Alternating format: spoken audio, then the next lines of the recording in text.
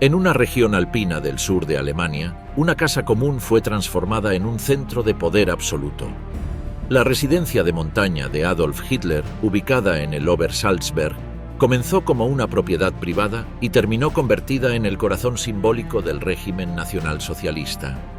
Durante años, allí se tomaron decisiones clave, se organizaron reuniones con jefes de Estado y se planificaron campañas militares.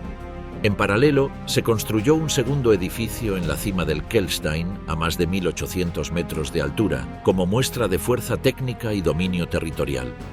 La presencia de Hitler en la montaña fue usada como herramienta propagandística, proyectando una imagen de cercanía, orden y grandeza. La guerra terminó con el lugar bombardeado, saqueado y finalmente abandonado. ¿Cómo era realmente vivir en lo alto del régimen más vigilado y simbólico del siglo XX? Inicio de una presencia que no pasaría desapercibida. Entre 1880 y 1936, el Obersalzberg era uno de los destinos más conocidos de descanso en toda Baviera.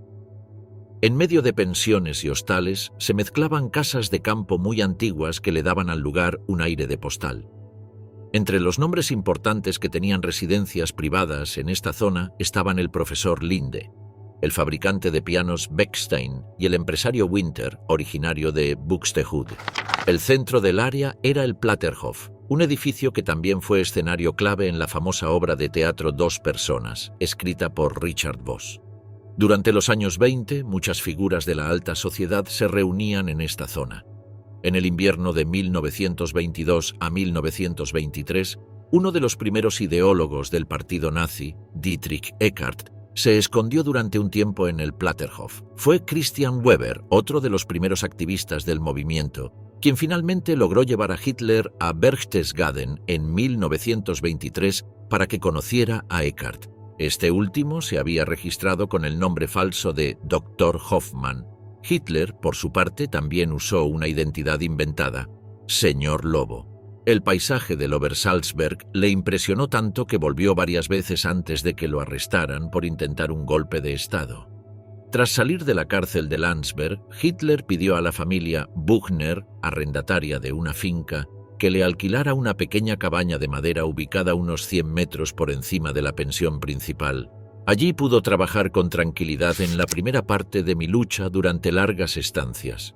Mientras tanto, Dietrich Eckart se mudó a una casa conocida como Goldhäusl, donde, ya alejado del ruido, escribió poemas y canciones dedicadas al movimiento nacionalsocialista.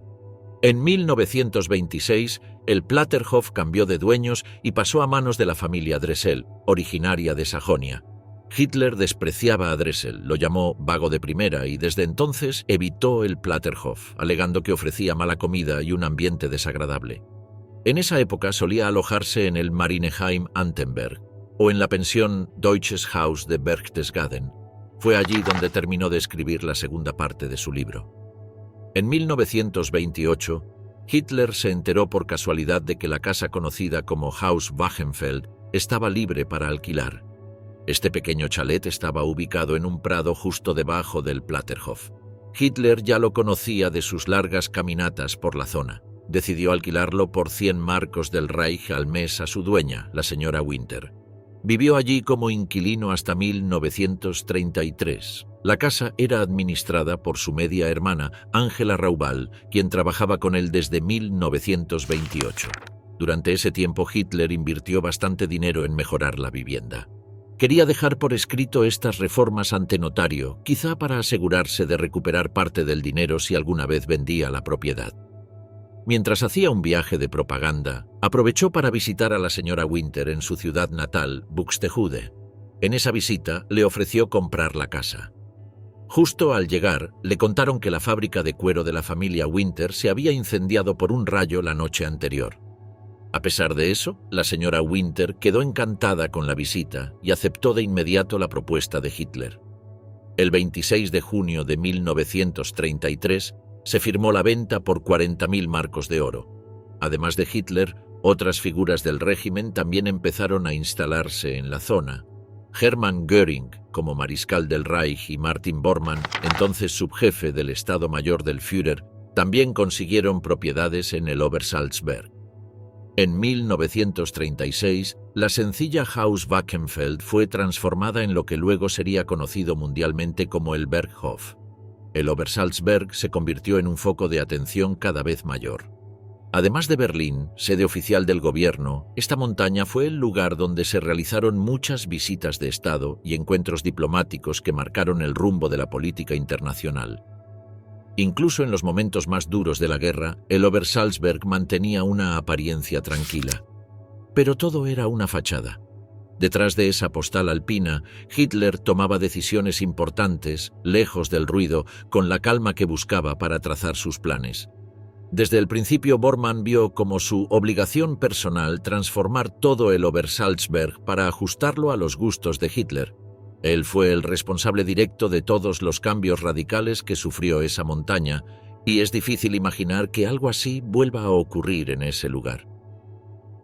De una cabaña a un símbolo de poder, el nacimiento del Berghof. La cabaña alpina que un político sin mucha importancia había alquilado en octubre de 1928 se volvió demasiado chica, 4 años después, para quien ya era el líder del partido parlamentario más grande de Alemania. El ascenso político de Hitler y la cantidad de gente que lo acompañaba saturaban la capacidad de la casa. En otoño de 1932 encargó la primera de varias reformas que, con el tiempo, transformarían el chalet de montaña en una especie de fortaleza. El diseño original, hecho entre 1916 y 1917, mostraba una estructura de 2 pisos bastante simple. En la planta baja había una sala de estar a la que se entraba por un porche de madera, una cocina con despensa, un cuarto para el servicio y un baño.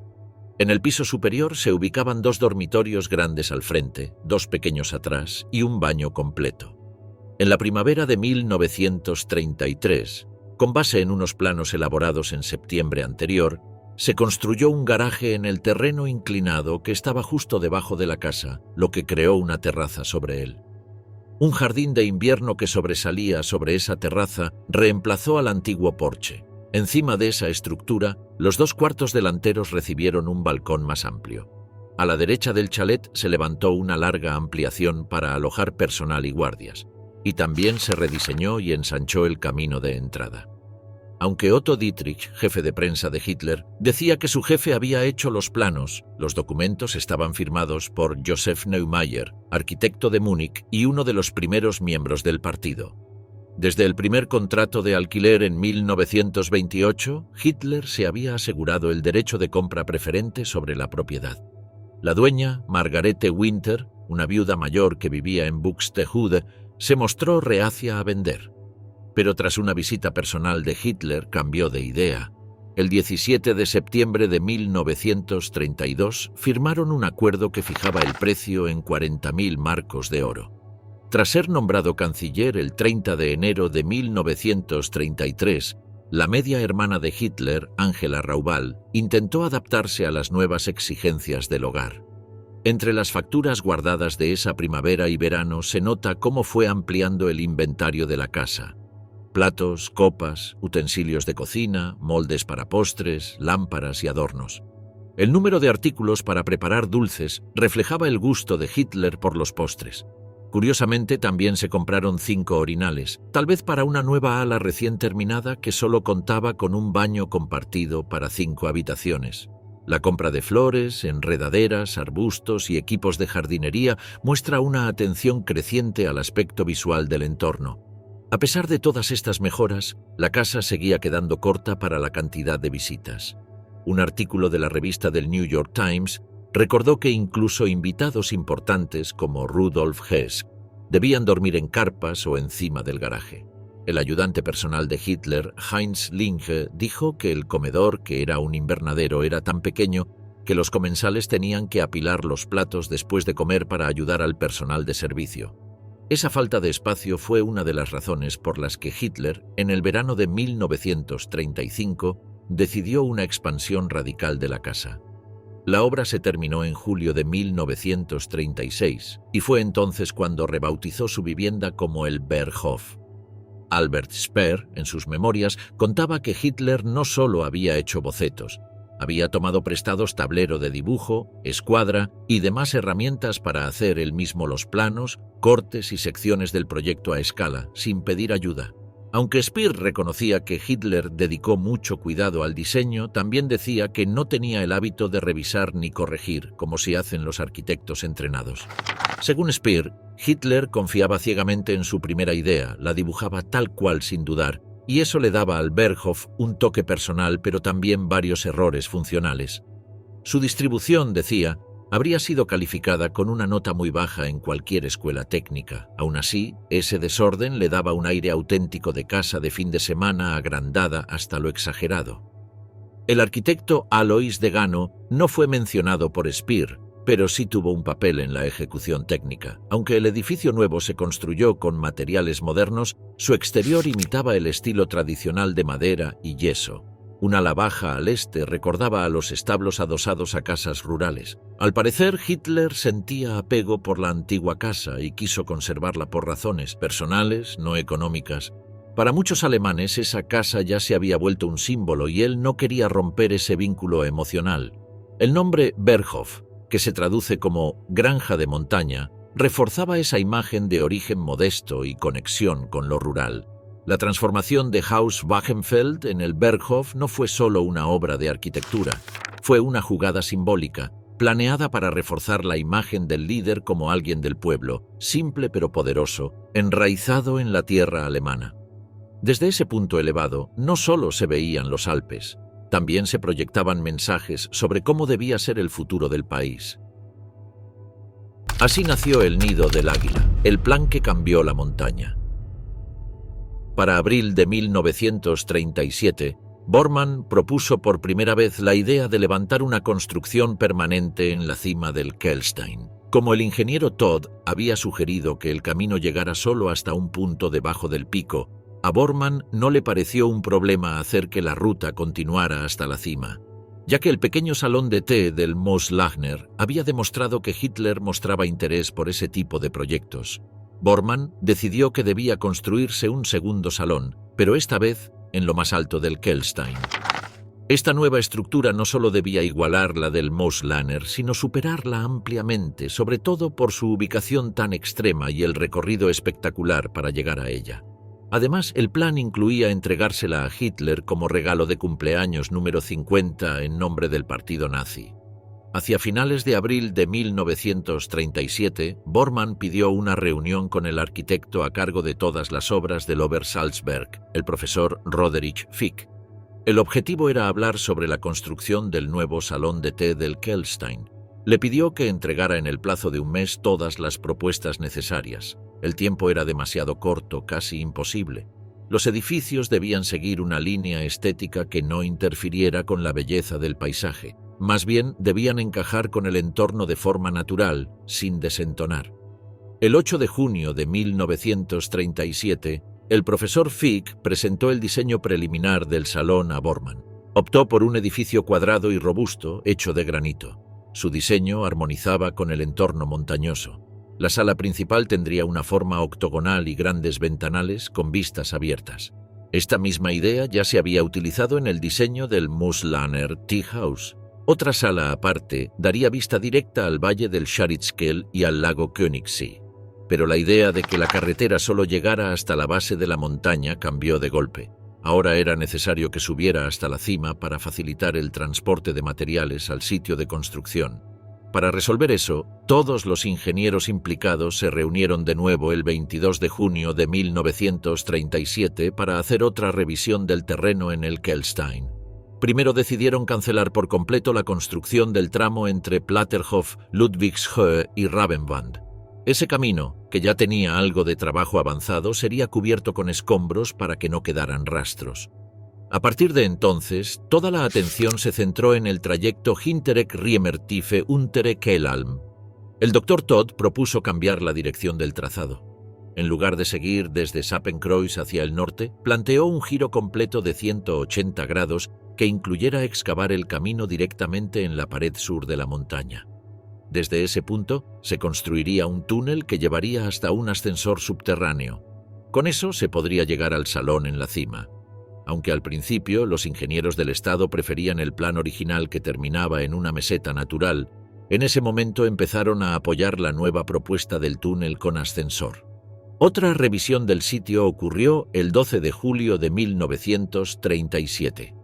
Participaron el Dr. Todd, el profesor Fick y Borman. En esa reunión se aprobó finalmente la propuesta presentada por los ingenieros del Estado.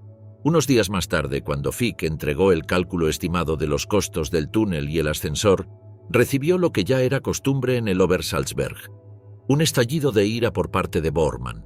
Quienes llevaban tiempo en el proyecto sabían que sus reacciones eran parte del proceso. De inmediato, Borman ordenó que la carretera se extendiera hasta la cima, descartando el plan del túnel. Le tocó al ingeniero Hauptner, con mucha cautela, intentar hacer que cambiara de opinión. Durante la conversación con Borman, Hauptner le explicó ciertos datos que lo hicieron reconsiderar. Señaló que construir el camino completo hasta la cima costaría lo mismo o incluso más que el túnel con ascensor. Además, el terreno de la ladera sur era muy inestable y sería riesgoso para una carretera. La pendiente era tan empinada que cualquier error en la construcción podría provocar accidentes graves. También argumentó que, si se prolongaba la carretera, habría que mover toneladas de piedra y tierra, lo que afectaría la apariencia del paisaje, algo que Borman había pedido evitar al principio. Añadió que el túnel con ascensor no solo sería más seguro y más rápido de ejecutar, sino que además permitiría mantener intacto el aspecto natural de la montaña, sin hacer cortes visibles en la roca.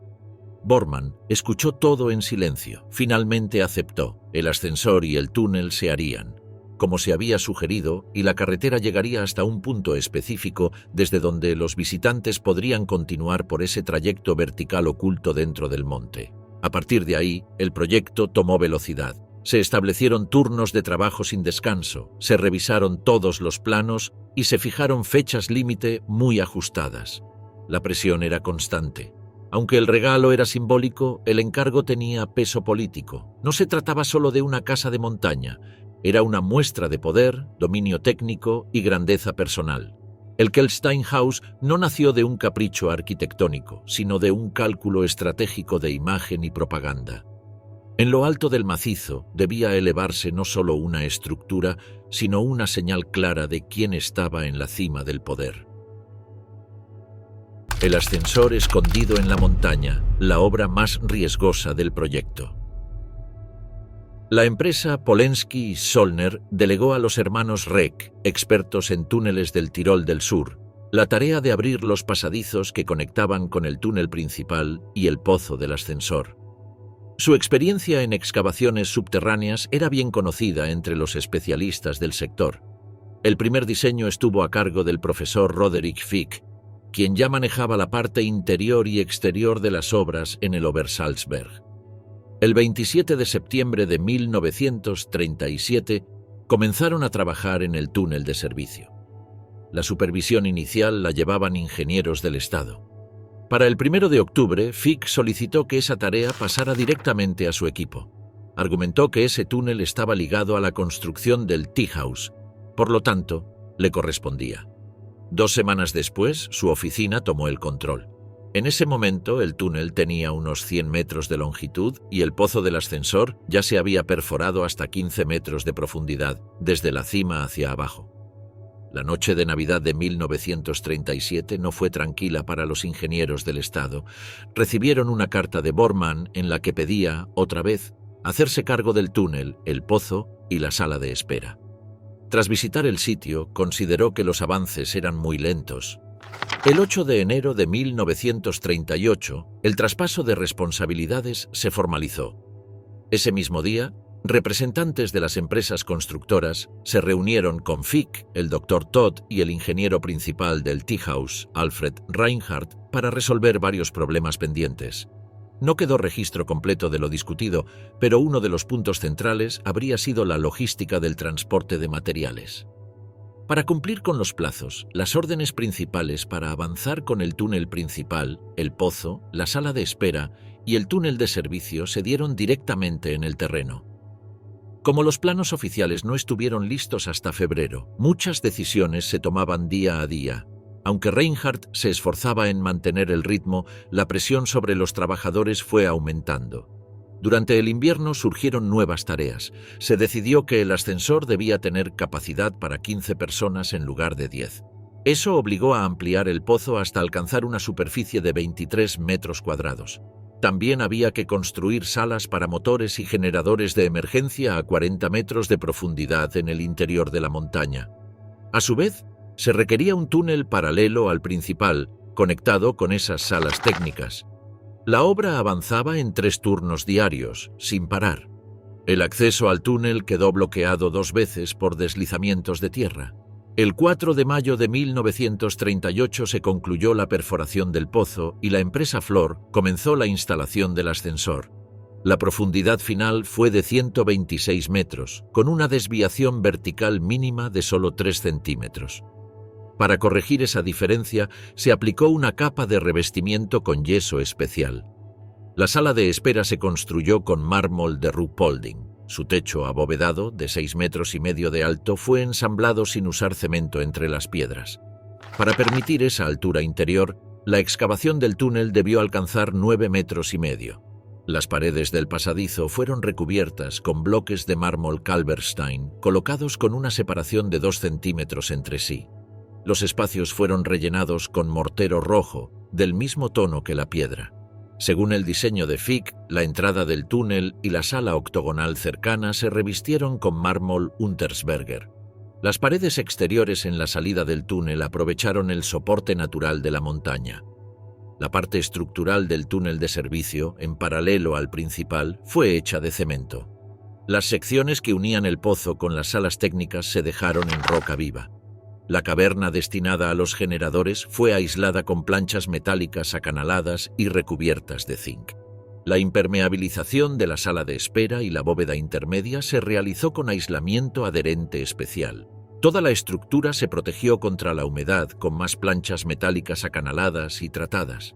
El sistema de ascensores estaba sostenido por un complejo sistema de poleas que permitía mover cargas durante la excavación. El pozo fue perforado desde arriba y desde abajo al mismo tiempo. Para evitar que la cima se desmoronara, se usaron explosivos de baja potencia. Los escombros se retiraban con vagonetas hacia un depósito cercano.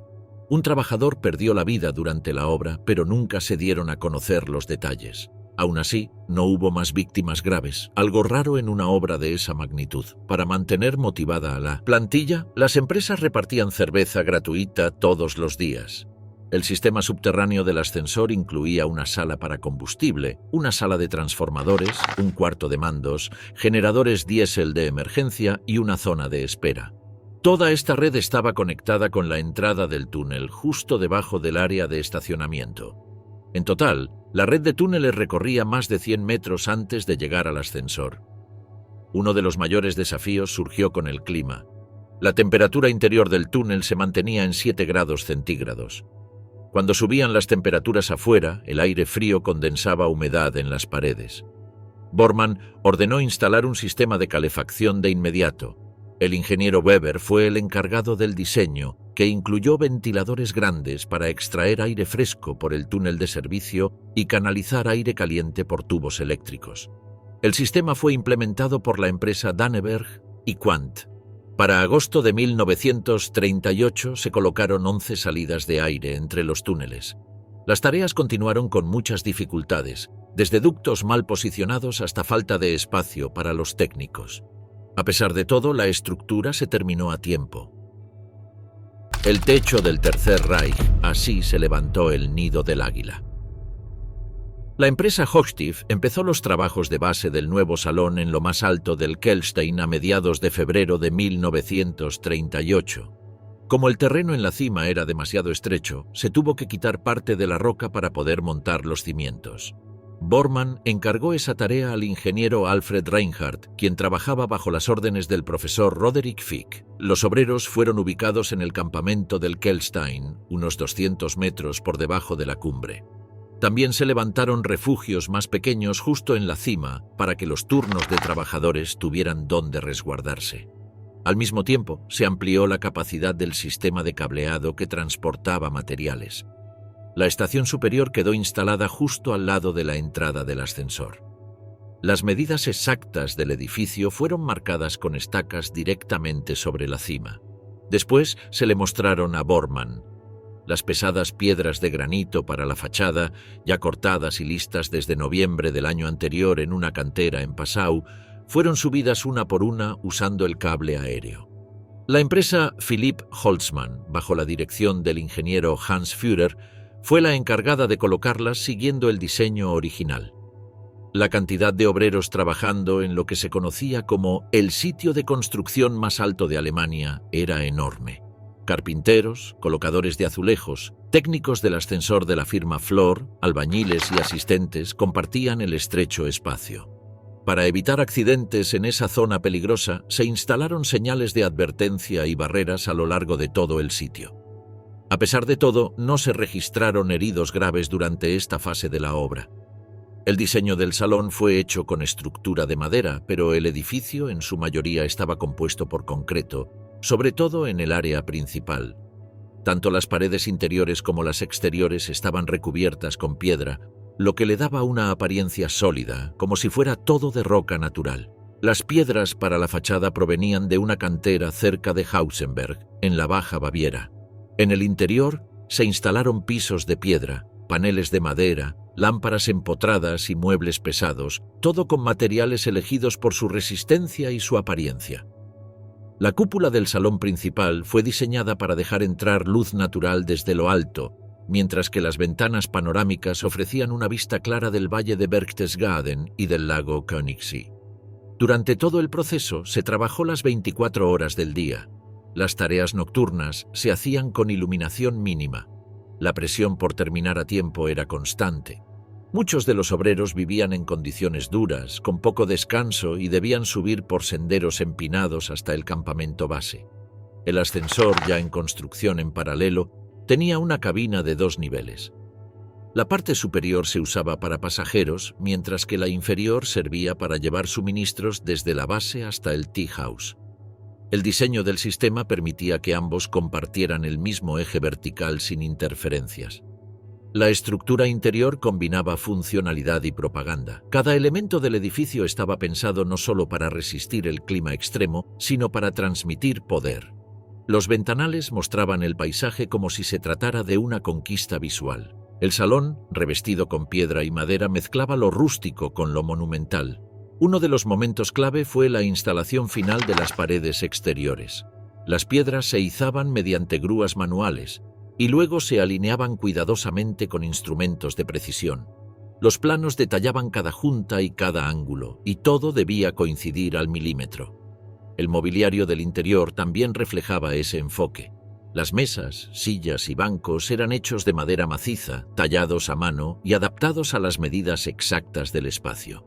El salón podía recibir hasta 30 invitados a la vez. La cocina, ubicada en la parte trasera, estaba equipada solo para calentar comida o servir café y té, ya que la mayoría de los alimentos llegaban desde el Berghof en contenedores térmicos. El salón incluía también una habitación llamada Scharitzkelzimmer, panelada con pino cembro. Sus ventanas se podían bajar para dar una vista directa de las montañas del entorno. Además, el diseño permitía que todo el edificio resistiera fuertes vientos y nevadas sin daño estructural. El salón fue entregado oficialmente a la administración del Obersalzberg el 31 de agosto de 1938. La construcción duró exactamente 10 meses.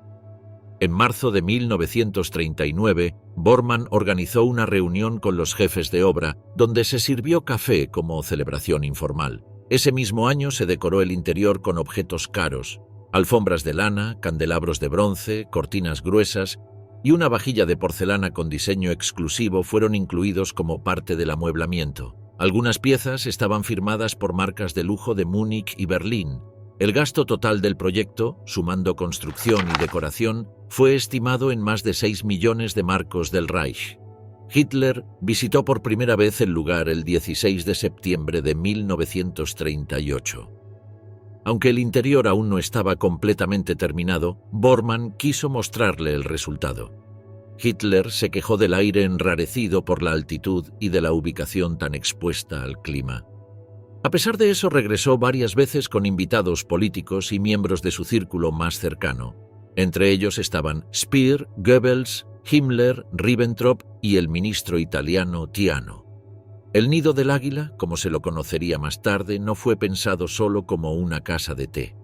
Era un símbolo visible, una declaración arquitectónica en piedra, levantada en el punto más alto del poder nazi. La carretera al imposible, ¿cómo se abrió paso? La carretera del Keilstein fue terminada en octubre de 1938. Su construcción, junto con la del Teehaus, fue considerada una obra maestra de ingeniería. Aún hoy se la valora como un avance clave en la historia del trazado de caminos de montaña. Se trató de la primera vez que se utilizó asfalto líquido caliente en una ruta alpina con una pendiente del 25%. Para que la estructura resistiera las condiciones climáticas extremas, se emplearon capas de piedra que evitaban la formación de hielo en la base. Además, se diseñó para aguantar el peso de vehículos pesados. Desde 1960 se calcula que la ruta ha soportado más de 4 millones de toneladas en tránsito de turistas y autobuses. Las paredes de apoyo se levantaron con varias capas de piedras reforzadas. A lo largo del tiempo, solo se detectaron fallos menores. Uno de los casos más serios ocurrió en 1999, cuando un deslizamiento provocó la caída de un tramo completo. Afortunadamente, no había tráfico en ese momento. Lo más destacado del proyecto fue la forma en que la carretera y sus terraplenes se integraron con el entorno natural. El concepto fue desarrollado por el profesor Alwin Seifert y aplicado por primera vez en este proyecto. Con el paso de los años, los bordes del camino se cubrieron por completo con vegetación, haciendo que el trazado se fundiera con el paisaje. Solo la carretera en sí quedó a la vista. El volumen de trabajo fue mucho más grande de lo esperado. Las pendientes pronunciadas, el terreno inestable, el mal tiempo y los conflictos con las empresas constructoras pusieron en riesgo los plazos. A pesar de todo, se logró cumplir con la fecha fijada, septiembre de 1938. Cumplir con el tiempo y los requisitos técnicos fue un logro excepcional, aunque el costo fue alto. Agotamiento físico, tensión constante y pérdida de relaciones entre los responsables. Durante la etapa final se instalaron barandas, se rellenaron las zonas inestables con cemento y se nivelaron los taludes con tierra vegetal traída en vagonetas. En el tramo conocido como Sidonase, se desechó la idea original de hacer un giro dentro del túnel porque un trazado diferente encajaba mejor con el terreno. Esa decisión implicó rehacer varios tramos para evitar curvas cerradas. Los trabajos de asfalto se vieron afectados por lluvias continuas. El área tardó semanas en secarse. En paralelo al asfaltado se colocó césped sobre los bordes para estabilizar la tierra.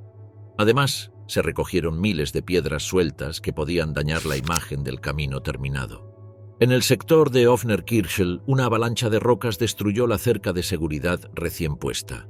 Para proteger esa parte en el futuro, se levantó un muro de piedra natural.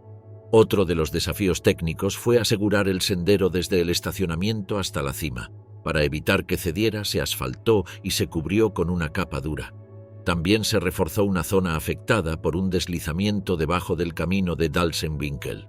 En ese punto se desviaron 3 manantiales y se construyó un muro de contención. Las instalaciones de comunicación también sufrieron daños. Un rayo destruyó la línea telefónica entre el Sappenkreuz y el área de estacionamiento. Hubo que retirarla, enterrarla de nuevo y volver a colocar el césped. Esta tarea se hizo al mismo tiempo que se terminaban los últimos ajustes en los túneles y la sala de espera. Los ingenieros del Estado también debían encargarse del tramo de conexión entre el punto 22 y el Ligeretalm, así como de otros caminos auxiliares. Sin embargo, Bormann ordenó que se priorizara la carretera principal del Keilstein. La carga de trabajo se duplicó. Todas las zonas del trazado, desde el Giggenbach-Riese hasta el estacionamiento final, se dividieron entre los ingenieros Schenk, Müller y Weber. Al ingeniero Schenk se le asignó el tramo entre Salzburg-Blick y Giggenbach-Riese. Su fecha límite se adelantó 2 veces. Primero había que retirar los escombros acumulados, redibujar el trazado y ampliar el ancho del camino. Las paredes mal hechas fueron demolidas y reconstruidas, las bases reforzadas y varias secciones de roca fueron estabilizadas con nuevos muros. Todo eso se hizo en menos tiempo del previsto. Después de completar su parte, fue promovido como administrador principal del Obersalzberg. El ingeniero Weber tenía a su cargo el tramo final, que debía estar listo en otoño de 1937.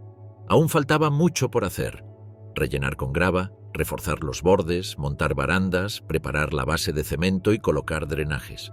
También hubo que rediseñar el cruce Platterhof-Resten, lo que implicó construir un puente. Esa tarea se contrató a Seiger y Werner. Los ingenieros buscaron reducir gastos comprando directamente la tierra vegetal para cubrir las laderas. Cuando empezaron a distribuirla, se dieron cuenta del daño ambiental causado en las zonas cercanas. En cambio, en las áreas bajo la supervisión de Schenck, casi no se había afectado la vegetación. En el lado sur, los árboles estaban en mal estado. Algunos fueron talados y otros tratados con alquitrán para frenar su deterioro. Una vez completadas todas las estructuras, se procedió a desmontar los campamentos de trabajo, los andamios, los depósitos, los baños portátiles, los postes de teléfono, los cables eléctricos, los conductos de aire y agua, y todas las herramientas utilizadas durante la construcción. Cada zona fue devuelta a su estado original. Al final todo el recorrido fue pavimentado con asfalto. Así se cerró una obra que exigió una coordinación extrema, trabajo constante y tolerancia a condiciones extremas. La carretera del Kehlstein no fue solo una vía de acceso, fue una declaración de poder tallada en la montaña. La verdad sobre Hitler y el nido del águila, lo que realmente hizo allí. El 16 de septiembre de 1938, exactamente 7 meses antes de que el nido del águila fuera entregado oficialmente a Hitler por su cumpleaños número 50, él visitó el edificio por primera vez. Bormann le mostró orgulloso la construcción, aunque el interior aún no estaba completamente decorado. Durante esa primera visita, Hitler comentó a Bormann que, debido a lo delgado del aire en la cima, solo podría ir de vez en cuando. También sufría de vértigo y tenía miedo a las alturas. A su juicio, el ascensor subterráneo representaba un riesgo. Le preocupaba especialmente la ubicación expuesta de la sala de máquinas sobre el techo del edificio, donde pensaba que podían caer rayos con facilidad durante tormentas. De hecho, el edificio había sido golpeado por rayos en 2 ocasiones durante la obra, causando daños importantes. Bormann evitó contarle todos los detalles. Temía que esa fuera la última vez que Hitler pisara la cima del Kehlstein. Hitler lamentó no haber podido mostrar el lugar al primer ministro británico Neville Chamberlain, quien lo había visitado un día antes para una reunión en el Berghof. En el año siguiente, Hitler visitó varias veces el nido del águila junto a políticos y miembros de su círculo cercano. Algunos de los que lo acompañaron fueron el inspector general Fritz Todt, el líder de las SS Heinrich Himmler, el ministro de Relaciones Exteriores de Italia Conde Ciano, el ministro de Asuntos Exteriores Joachim von Ribbentrop, el ministro de Armamento Albert Speer, el ministro de Propaganda Joseph Goebbels, el líder de Baviera Adolf Wagner, el jefe del Frente del Trabajo Robert Ley, el embajador francés André-François Poncet y la princesa heredera italiana Marie-José. A pesar de la inversión y la complejidad del lugar, Hitler nunca lo usó como vivienda ni despacho oficial. La mayoría de las veces solo iba para recibir invitados o para encuentros breves. En realidad, su presencia en el nido fue muy limitada. En total, se documentaron 14 visitas oficiales entre 1938 y 1940. Después del inicio de la guerra, solo se registró una más, el 17 de octubre de 1940, cuando estuvo acompañado por la princesa Marie-José. También hay registros de 3 visitas no oficiales, pero el número total exacto se desconoce. Lo cierto es que el nido del águila no fue un sitio habitual para Hitler. Prefería con diferencia el Berghof, ubicado más abajo en la misma región, donde se sentía más cómodo y pasaba largos periodos. Una de las razones por las que evitaba el Kehlsteinhaus era su miedo al ascensor, que consideraba peligroso, y al clima en la cima. El aire enrarecido le causaba molestias físicas y la idea de estar a tanta altitud lo inquietaba.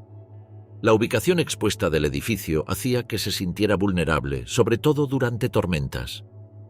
En marzo de 1939, Bormann organizó una reunión con los jefes de obra del Nido del Águila y de la carretera para tomar café en el edificio. En esa ocasión, la casa fue entregada oficialmente a la administración del Obersalzberg. aunque en realidad ya habían tomado posesión del lugar desde el 31 de agosto del año anterior. El diseño interior del Tea House incluía una gran sala de recepción con paneles de roble arenado, un comedor con capacidad para 30 personas, una cocina equipada con aparatos de la empresa Kreft, aunque rara vez se utilizaba. La comida llegaba desde el Hotel Platterhof en contenedores térmicos. Solo se usaban las instalaciones del lugar para calentar bebidas y servir café. La sala conocida como Scharitzkeltzimmer estaba revestida con madera de pino cembro. Tenía 2 ventanas que podían bajarse, ofreciendo una vista completa del monte Hoher Göll y del lago Königssee. Durante una de sus visitas, Hitler comentó que la disposición de las mesas en forma de U en el salón principal era demasiado fría e impersonal. En 1940 se reorganizó el mobiliario. Se instaló una gran mesa de 2 piezas hecha de haya y nogal por encargo de la empresa Possenbacher a un costo de 1.888 marcos. El despacho de Hitler dentro del nido nunca fue usado por él. A pesar de que estaba completamente amueblado y conectado a líneas directas con Berlín, el líder nazi nunca lo ocupó como espacio de trabajo. Su presencia en ese sitio fue puramente simbólica. También hay registros fotográficos que muestran algunas visitas privadas. En una imagen rara se ve a Hitler en una de sus únicas apariciones no oficiales en el Tea House. En otro caso, la hermana de Eva Braun, Gretel, celebró allí su boda con el general de las SS Hermann Fegelein, en junio de 1944. A pesar del contexto bélico, el evento fue filmado y seguido por un pequeño banquete. Hitler no asistió. La comida, como era costumbre, fue llevada desde el Berghof. El edificio nunca cumplió funciones militares ni estratégicas. A pesar de los mitos que lo rodean, el Nido del Águila no fue un centro de mando ni un refugio antiaéreo. Fue más un símbolo propagandístico que una base operativa real. De hecho, muchos oficiales del régimen, como Albert Speer, consideraban el proyecto innecesario y poco práctico. El propio Hitler solía minimizar su importancia en conversaciones privadas. Decía que prefería la tranquilidad del Berghof, donde podía pensar y escribir con más calma. El Nido del Águila, a pesar de sus vistas y de su arquitectura, nunca fue más que un lugar de paso. Hoy en día el edificio es una atracción turística, pero en su momento fue un escenario poco usado, incómodo para su propio dueño. La construcción más costosa del régimen, levantada en lo alto de una montaña, terminó siendo ignorada por el hombre para quien fue diseñada. El hombre de la montaña, la propaganda que construyó el mito de Hitler en los Alpes. En 1933, apenas asumió como jefe del gobierno alemán, Hitler empezó a ser retratado no en Berlín, sino en su casa de montaña en el Obersalzberg.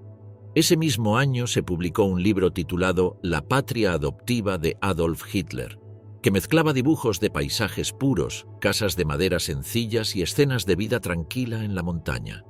El autor, Karl Schuster-Winkelhoff, era vecino del lugar y había recibido permiso para entrar en la vivienda y dibujar hasta el cuarto personal del líder nazi.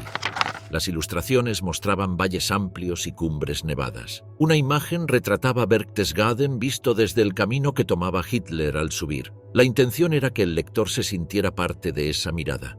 El libro, con papel grueso y formato pequeño, parecía un cuaderno de viaje, pero servía como propaganda. Su pieza central era la casa Wagenfeld, que pronto se transformaría en símbolo de pureza, orden y cercanía del poder nazi.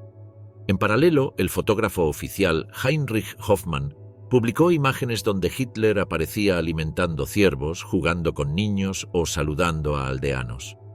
Estas escenas pretendían mostrarlo como un hombre sencillo, que vivía rodeado de naturaleza, sin lujos y conectado con la gente común.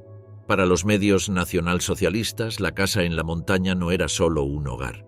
Representaba un ideal de vida prometido al pueblo: aire limpio, comida abundante, perros leales, niños felices y vecinos amables.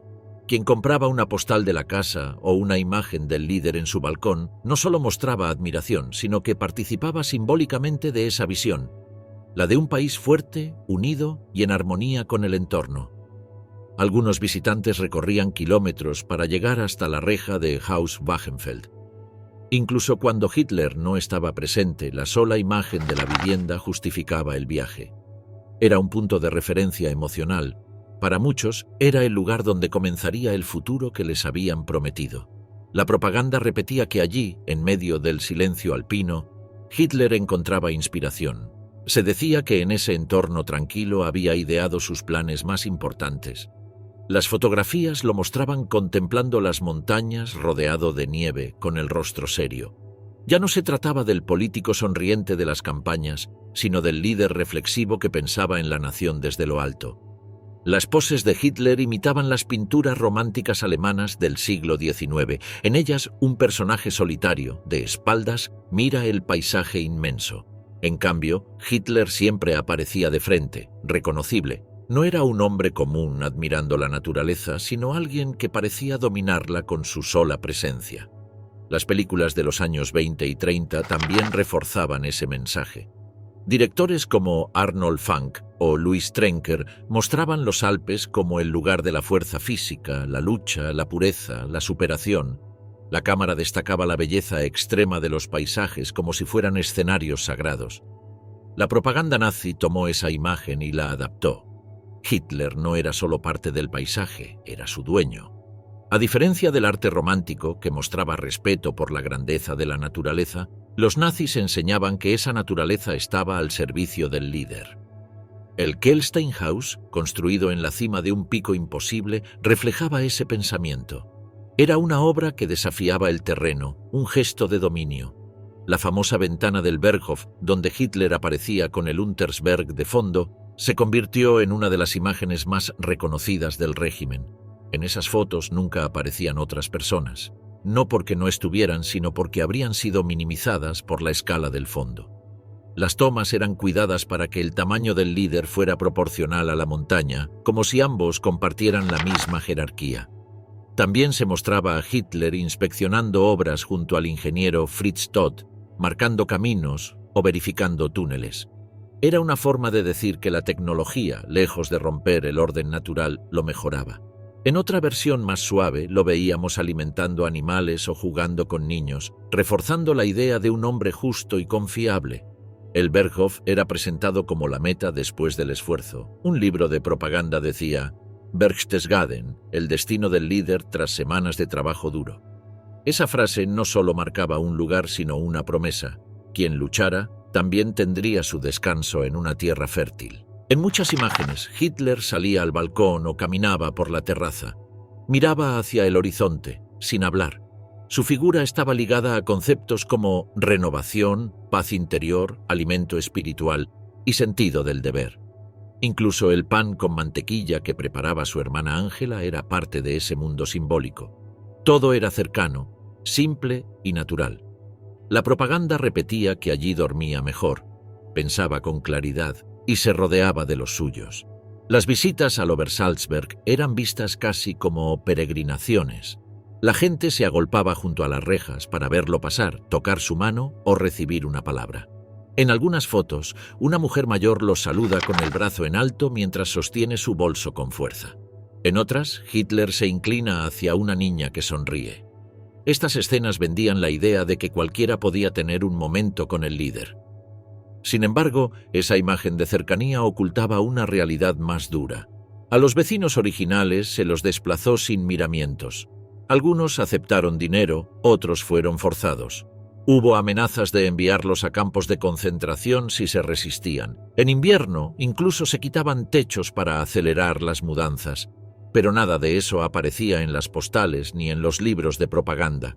El mito se construyó con cuidado. A través de imágenes repetidas se ofrecía un Hitler casero, humano, rural, en equilibrio con la tierra. Esa fantasía se convirtió en mercancía. Álbumes, cromos, cigarrillos, postales. Era más que propaganda. Era una forma de vender esperanza, aunque fuera falsa. El día en que los aliados aplastaron el Obersalzberg. El 25 de abril de 1945, una flota de 359 bombarderos Lancaster de la Real Fuerza Aérea Británica, acompañados por 16 cazabombarderos Mosquito y 88 aviones Mustang P-51 de escolta, sobrevolaron el Obersalzberg. El ataque se llevó a cabo en dos oleadas. La primera ocurrió entre las 9:51 y las 10:11 de la mañana. La segunda, entre las 10:42 y las 11. La mayor intensidad se dio entre las 10 y las 10:58. La operación se organizó tras descubrirse una red subterránea en la zona. El objetivo era demolerla con bombas diseñadas para penetrar el concreto. En total, lanzaron 1.232 toneladas de explosivos. Entre ellas, varias del tipo Tallboy, bombas de 6 toneladas preparadas para estallar bajo tierra. La orden oficial fue destruir el supuesto bastión alpino nazi, una fortaleza en la montaña donde, según informes, Hitler y los suyos planeaban atrincherarse para continuar la guerra desde los Alpes. La zona del Berghof y del Kelsteinhaus, donde se ubicaban la casa de Hitler, la de Göring y la de Bormann, fue designada como objetivo militar por su carga simbólica y logística. La defensa antiaérea del Obersalzberg ya estaba debilitada. Los artilleros experimentados habían sido trasladados al frente meses antes.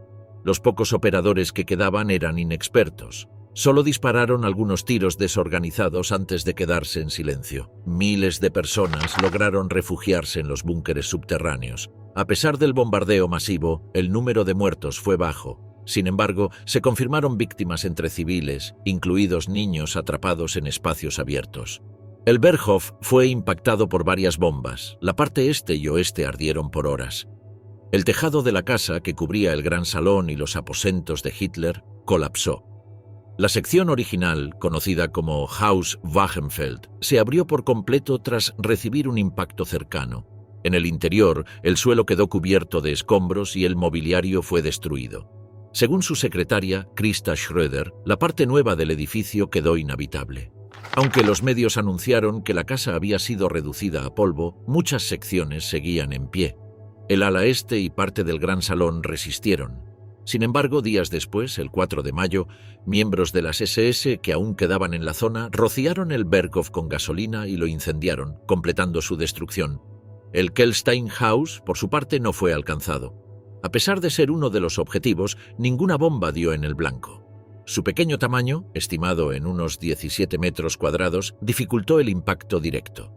La nieve acumulada complicó la visibilidad y muchas tripulaciones no lograron ubicar los objetivos previstos. 10 de las 16 unidades del escuadrón se desviaron o abortaron su parte de la misión. Las casas de Göring y Bormann, el campamento de trabajadores checos y el alojamiento de niños evacuados fueron alcanzados, aunque no estaban entre los blancos prioritarios. En cambio, los barracones de las SS sí recibieron un golpe certero. Varias Tallboy cayeron justo en el complejo, pulverizándolo por completo. Los informes desde tierra muestran una imagen menos precisa de lo que declaró el mando aéreo británico. Las montañas bloquearon señales de radio y el reflejo en la nieve dificultó ver los edificios. Algunas bombas se lanzaron a ciegas o en zonas equivocadas. 2 Lancaster fueron derribados por fuego antiaéreo. 4 tripulantes murieron y los demás fueron capturados, aunque luego liberados por los aliados que avanzaban. Al día siguiente, los titulares de prensa celebraron la acción. Uno describía un resplandor enorme justo en la casa de Hitler, afirmando que había sido borrada del mapa. Sin embargo, informes posteriores demostraron que no fue así. El bombardeo no logró eliminar completamente el símbolo, pero sí envió un mensaje potente. Desde el aire, la destrucción era evidente. Desde el suelo, lo era aún más. El fotógrafo Richard Reiter, quien había entregado documentos a las SS justo antes del ataque, fue uno de los primeros en ver los restos. La casa de Göring parecía una cueva reventada. En el suelo encontró objetos de plata y cuchillos decorados. Luego se acercó al Berghof, donde vio carpetas de arte quemadas. Recogió una con dibujos de Miguel Ángel, la guardó en su maleta y se marchó. Los corresponsales presentes describieron escenas de saqueo. Soldados franceses y estadounidenses se disputaban trofeos. Se llevaban cubiertos, jarrones, cuadros. Algunos bebían y celebraban en medio de las ruinas. No quedó casi nada para museos, el lugar más icónico del régimen nazi, ahora calcinado, se deshacía en recuerdos portátiles. Oficialmente, el ataque se justificó como un golpe psicológico. El Berghof representaba el corazón simbólico de Hitler. Derrumbarlo era una forma de matarlo en la mente del pueblo alemán, aun cuando él no estuviera allí. La idea era cortar cualquier esperanza de resistencia desde las montañas. General Eisenhower lo definió como el símbolo de la arrogancia nazi. Verlo hecho trizas, dijo, ofrecía una satisfacción clara. La operación cerró la guerra aérea en Europa para la Real Fuerza Aérea. Uno de los navegantes resumió el sentimiento del escuadrón al aterrizar. Esta fue la misión que esperábamos desde el primer día. Con el paso de los años, algunos historiadores y pilotos cuestionaron el valor táctico del ataque. La improvisación, el caos en el aire y el momento, con la guerra ya decidida, dejan dudas. Aún así, el efecto simbólico fue enorme. La imagen del Berghof ardiendo apareció en revistas y periódicos como el final visible del régimen. La toma aliada que puso fin al control nazi en la montaña. El 3 de mayo de 1945 por la noche, el 5º Regimiento de Paracaidistas de la 101ª División Aerotransportada recibió la orden de dirigirse hacia Berchtesgaden. Debían estar listos a las 6 de la mañana, con munición pesada y provisiones. Su misión era tomar el Obersalzberg, donde se suponía que altos cargos del Tercer Reich se ocultaban. Avanzaron por la autopista, acompañados por la compañía del 321 Batallón de Artillería de Campaña, un pelotón del 81º Batallón Antiaéreo y 4 cañones del 377 Batallón. El grupo cruzó el río Inn cerca de Rosenheim y se dirigió a Sixdorf e Insel. Allí se encontraron con la división blindada francesa al mando del general Jacques-Philippe Leclerc. Las SS habían volado un puente clave en la ruta alpina. Sin equipo de ingeniería, los franceses quedaron varados. Entonces, los paracaidistas estadounidenses comenzaron a construir un puente Bailey bajo fuego enemigo proveniente de 2 posiciones en la montaña. Un grupo escaló la ladera para neutralizar a los tiradores. Solo así se pudo continuar la marcha. El coronel Singh, al mando del grupo, sabía que más puentes podían haber sido destruidos, lo que demoraría la ofensiva. Por eso ordenó al 2º batallón retroceder y buscar un camino alterno por Reichenhall. Allí se encontraron con unidades de la 3ª División de Infantería que también intentaban llegar antes que nadie. El comandante de la 3ª División, general John W. O'Daniel, detuvo personalmente al 2º batallón. El mensaje que llegó al cuartel de mando aliado resumía la situación. Todo el mundo quiere entrar en Berchtesgaden. El lugar era codiciado por su simbolismo. Aunque la guerra estaba decidida, tomar el refugio de Hitler era un acto con peso histórico. La mañana del 4 de mayo, un destacamento adelantado del 7º Regimiento de Infantería cruzó un puente ferroviario antiguo y ocupó parte de Salzburgo. Mientras tanto, el 1er batallón, al mando del coronel John A. Heinges, tomó un paso montañoso y descendió hacia el Obersalzberg. Llegaron a las 3:58 de la tarde. 10 minutos después, el 3er batallón entró desde el noreste. Para entonces ya flameaban las banderas de Estados Unidos sobre la zona. El 5 de mayo, el 7º Regimiento izó la bandera estadounidense en el Berghof. Los franceses quisieron impedir la ceremonia. El general Leclerc había bloqueado los accesos para impedir el paso. A última hora, un coronel francés propuso que se alzaran ambas banderas, la estadounidense y la francesa. Sin embargo, la tricolor era tan pesada que se cayó varias veces. Finalmente, los franceses desistieron. En paralelo, los hombres de la 3ª División registraban el lugar. Saquearon el Berghof, la casa de Göring y los búnkeres. Encontraron botellas de champán Pommery, cubiertos de plata, porcelana Meissen y vasos de cristal. Muchos objetos fueron arrancados de los muros, incluyendo paneles de madera de la sala Scharitzkel. La entrada al ascensor del Nido del Águila estaba tapada por la nieve. Prisioneros de guerra alemanes ayudaron a despejarla días después. Como el ascensor no funcionaba aún, los soldados subieron a pie por el sendero hasta el Kelsteinhaus, ubicado a 1834 metros de altura. Allí, el inventario estaba casi intacto. Solo faltaban los tapices caros. El general Maxwell Taylor fue uno de los primeros oficiales de alto rango en visitar la casa. Cuando llegó, gran parte del contenido ya había sido robado por los propios soldados.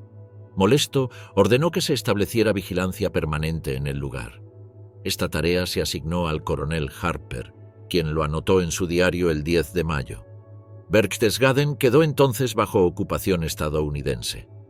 Los hoteles cercanos alojaron a cientos de soldados que disfrutaban de un descanso tras combates duros en el frente. Además de la 101ª División, el Regimiento 327 también se instaló en la zona.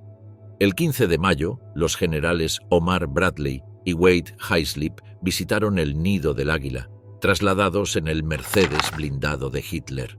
Periodistas del ejército filmaron la escena. Desde ese momento, el Kelsteinhaus se convirtió en un destino turístico para oficiales aliados. Mientras tanto, el Berghof, reducido a ruinas, fue saqueado por soldados y civiles. En su sótano aún se hallaban botellas, documentos y restos calcinados. Uno de los primeros visitantes, el fotógrafo Richard Reiter, recogió dibujos de Miguel Ángel y jarras de plata. En el pueblo se organizaban visitas guiadas para los nuevos ocupantes. Carteles señalaban el camino a la casa de Hitler. Soldados repartían mapas. Un corresponsal escribió que parecía un parque temático, con soldados y enfermeras paseando, tomando fotos y buscando recuerdos. Los túneles del Berghof, cerrados al público, seguían guardados. Aunque el saqueo había sido masivo, quedaban rastros del régimen: búnkeres, pasadizos, almacenes. Algunos intentaban ingresar por su cuenta, otros solo se conformaban con mirar desde afuera. Unos días después, altos oficiales dieron la orden de proteger las ruinas y evitar que se convirtieran en lugar de peregrinación. Pero el daño ya estaba hecho. El refugio de Hitler había caído. Las banderas extranjeras ondeaban en su montaña. La escena final de la guerra en Europa ya estaba escrita. Los secretos en el sótano, lo que escondían las ruinas. A mediados de abril de 1945, parecía que el Obersalzberg podría quedar fuera del alcance de los bombardeos y combates finales. Con la resistencia alemana colapsando, las tropas estadounidenses y francesas avanzaban hacia Berchtesgaden.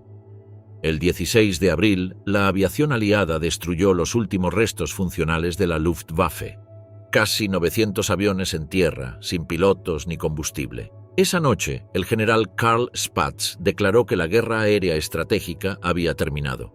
El nuevo enfoque sería apoyar el avance terrestre hasta lograr la rendición total. El bombardeo del Berghof, ocurrido el 25 de abril, sorprendió a muchos. ¿Qué sentido tenía destruir un refugio simbólico con la guerra casi decidida? Los ataques previos al Obersalzberg habían sido cancelados. Algunos dudaban si eliminar a Hitler en ese momento era conveniente, considerando que su mal mando beneficiaba a los aliados. Otros temían que si sobrevivía, el pueblo alemán se uniera aún más a su figura. Tras la destrucción, se desató una ola de saqueos. Lo que los bombarderos no pulverizaron, los soldados lo arrancaron. La casa de Hitler no desapareció, fue dividida en pedazos, trasladada a sótanos y salas de estar por todo el mundo. El corresponsal de Vogue, Lee Miller, llegó al Berghof en la noche del 4 de mayo. Todavía ardía. Por la mañana dijo: el fuego casi se había apagado, y los saqueadores también, pero en masa. Tropas francesas y estadounidenses, que se habían disputado el honor de llegar primeros, ahora cooperaban buscando recuerdos. Miller describió una fiesta descontrolada entre ruinas humeantes, con brindis, gritos y objetos pasados de mano en mano. No quedó nada para un museo sobre este criminal de guerra, anotó con ironía. Por todo el planeta, dijo, aparecerían servilleteros y tenedores en casas de civiles, supuestamente usados por Hitler. El Obersalzberg se mostró como un paisaje surrealista de lujo extremo. Esa mañana, el joven mensajero de las SS, Richard Reiter, fue llamado a entregar un paquete al comandante del destacamento en la montaña. Al llegar, comenzaron las sirenas. Se ocultó en un refugio junto a la piscina de Göring. Cuando salió, su casa parecía una cueva reventada. Entre los escombros encontró un plato persa de plata y un cuchillo de caza decorado con piedras. Se los llevó. En el camino recogió una carpeta de arte que volaba cerca del Berghof. Más tarde descubriría que contenía reproducciones de Miguel Ángel. En ese mismo caos, soldados estadounidenses hallaron una bodega intacta, repleta de vinos y champañas de todo el mundo. El paracaidista David Webster lo contó así: tomaban licor con una mano y llenaban cajas con la otra. En medio de velas, gritos y botellas rotas, celebraban el final del régimen con lo que habían encontrado. Así se derrumbó la imagen del Hitler modesto y austero que la propaganda había vendido durante años. Mientras los estadounidenses se llevaban el vino, los franceses preferían los objetos duraderos. Habían encontrado un túnel donde estaban almacenados los muebles, vajilla, ropa de cama y cubiertos del dictador. Se los llevaban sin esconderse. Algunos estadounidenses también lo hicieron. En sus casas se verían luego fotos posando con los trofeos. Aunque oficialmente el saqueo era ilegal, muchos altos mandos lo toleraron o incluso participaron. Un coronel en Texas dio una fiesta usando los manteles y cubiertos de Hitler. La ocupación del Berghof por parte de tropas aliadas reveló una red de túneles, bóvedas y búnkeres. Mientras en la superficie las ruinas ardían, debajo de la tierra quedaban cientos de objetos y alimentos. Los vecinos de la zona, al ver la oportunidad, corrieron con carretillas, caballos y bicicletas para llevarse todo lo posible: azúcar, mantequilla, miel, café, ropa, vajilla. Cerca del refugio de Bormann se toparon con enormes reservas de champaña y coñac. Poco después, las tropas encontraron una colección de arte saqueado. En el Hotel Bávaro de Unterstein montaron una exposición improvisada. Obras de Rembrandt, Cranach, Rubens, Holbein y Renoir estaban amontonadas en salas con carteles de prohibido fumar. El curador de la colección de Göring, Walter Andreas Hofer, explicó las piezas a los visitantes, insistiendo en que todo había sido adquirido legalmente. Los soldados no le creyeron. Algunos cuadros desaparecieron durante la exhibición. También se descubrieron álbumes con obras robadas que Hitler guardaba para su casa de montaña. En el castillo de Neuschwanstein se hallaron más pruebas. En junio, la prensa informó que el ejército había encontrado una reserva de tesoros nazi valorada en $5.000 millones. Incluía lingotes de oro, joyas, objetos religiosos y bonos del Reich. Los saqueos revelaron horrores también. En Frankfurt, el Banco Central fue usado para guardar lo encontrado. Había sacos de billetes, barriles con joyas y perlas y cofres con piezas de oro dental extraídas de víctimas judías. Cuerdas con anillos de boda de mujeres asesinadas completaban la escena. Mientras tanto, periodistas recorrían los restos del Berghof. Louis Lochner, que había entrevistado a Hitler antes de la guerra, volvió al Obersalzberg. Comparó el refugio con una fortaleza medieval. Describió cada sala con detalle: el salón principal de piedra arenisca, el comedor con porcelana Meissen y los enormes vitrales. En los túneles encontró colecciones de vinos de 1832 y champañas francesas raras. Lochner concluyó que todo aquello destruía el mito del hogar modesto. Las ruinas del Berghof no solo mostraban opulencia, sino también crimen. Convirtieron el sitio en una especie de leyenda, un lugar de secretos bajo tierra, donde quizá aún se escondían más tesoros. La sombra que quedó, el legado turbio del nido del águila. Al finalizar la guerra quedó claro que el Obersalzberg no volvería a ser lo que fue. Los nazis habían destruido siglos de historia en la montaña para construir un complejo militar lleno de barracones, túneles, defensas y mansiones lujosas para su cúpula. El bombardeo aliado del 25 de abril de 1945 alteró por completo el paisaje, arrancó árboles de raíz, abrió nuevos cráteres y dejó caminos intransitables. Pese a esto, en el verano de ese mismo año, un periodista del Christian Science Monitor reportó que el refugio de Hitler parecía un parque de diversiones, con miles de turistas firmando autógrafos en los muros carbonizados. El Obersalzberg, antes escondido, se volvió una atracción gratuita. Lo que atraía ya no era el aire puro ni la vista alpina, sino el morbo de visitar los restos del tirano. Para los vecinos esto significaba ingresos, para las autoridades, un problema. En mayo de 1945 comenzó la ocupación militar estadounidense que se extendería por 5 décadas. Ese verano, la División de Servicios Especiales del Ejército de Estados Unidos organizó actividades recreativas para soldados que ya no combatían pero no podían volver aún.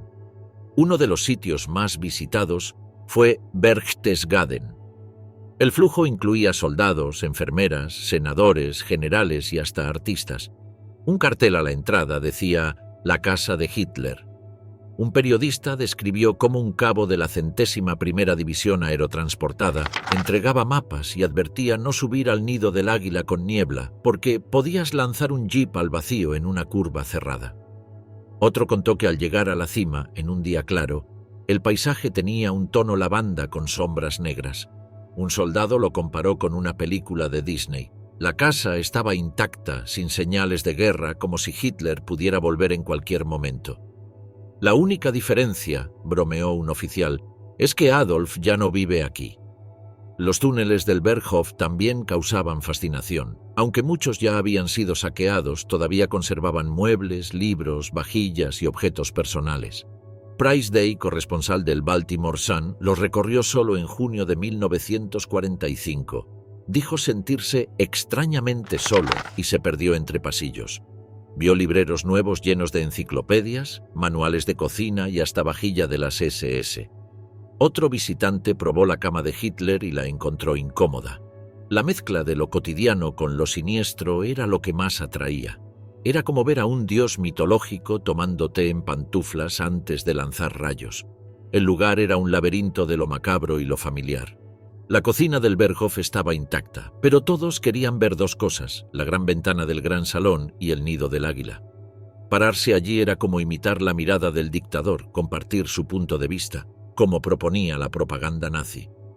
Muchos visitantes no solo miraban, querían dejar constancia de que habían estado ahí. Según Day, los muros estaban cubiertos con nombres, rangos, ciudades de origen y números de serie. Solo los techos quedaban libres. Era una forma de grabar la victoria. Otro reportero lo llamó un monumento simbólico al derrumbe de la casa que construyó Hitler. La revista Life publicó fotos del antes y después.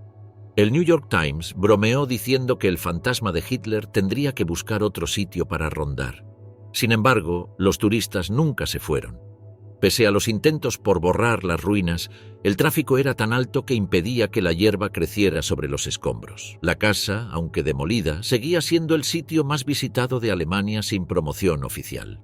En 1962, un periodista lo comparó con Pompeya. Años después, se abrió un hotel de lujo en la zona. Los periodistas se preguntaban si era correcto beber vino mirando el mismo paisaje que inspiró a Hitler. El personal del hotel recibía entrenamiento sobre cómo hablar del pasado nazi. En cada habitación había una Biblia y un catálogo del Centro de Documentación con fotos del Holocausto. Algunos huéspedes encontraron esa lectura incómoda y los libros fueron trasladados a la biblioteca. El hotel se blindó contra reuniones de neonazis, subiendo los precios y prohibiendo reservas el 20 de abril, fecha del cumpleaños de Hitler. En paralelo, surgió un mercado global de objetos personales del dictador. En Estados Unidos y Reino Unido es legal venderlos, pero en Alemania está prohibido. Se subastaron cubiertos, sábanas, escritorios, lámparas, incluso un globo terráqueo. Muchos eran falsificaciones. Las ventas públicas atraían críticas de grupos judíos que veían en ellas una forma de lucrar con el genocidio. Un coleccionista judío declaró: «Tú mataste a mi familia, pero ahora yo te poseo». Los museos casi nunca exhiben estos objetos. En 2010, el Museo Histórico Alemán organizó una muestra sobre Hitler y el pueblo alemán. Excluyeron todos los objetos personales por su potencial atractivo. Incluso un aparador diseñado por Speer fue cubierto con una malla negra para evitar miradas idealizadas. Era como poner los objetos en cuarentena visual. El gobierno de Baviera reconstruyó la zona, borrando estructuras del Tercer Reich. Derribaron la colina donde estaba la casa de Göring, arrasaron los últimos restos visibles y nivelaron terrenos para hoteles. El Platterhof se convirtió en un parqueadero y los antiguos barracones de las SS en una pista de Segway para turistas. Hubo protestas. Algunos acusaron a las autoridades de querer minimizar el pasado. Otros dijeron que, con los últimos testigos muriendo, esas ruinas eran la única conexión física con lo que ocurrió allí. A pesar del silencio institucional, las ruinas sobrevivientes seguían recibiendo visitantes. En muros abandonados, pintadas como «Hitler tenía razón», revelaban la presencia de extremistas. Para algunos la montaña era solo un lugar bonito, para otros un lugar para rendir culto. El Berghof, ya sin techos ni paredes, seguía siendo una trampa histórica.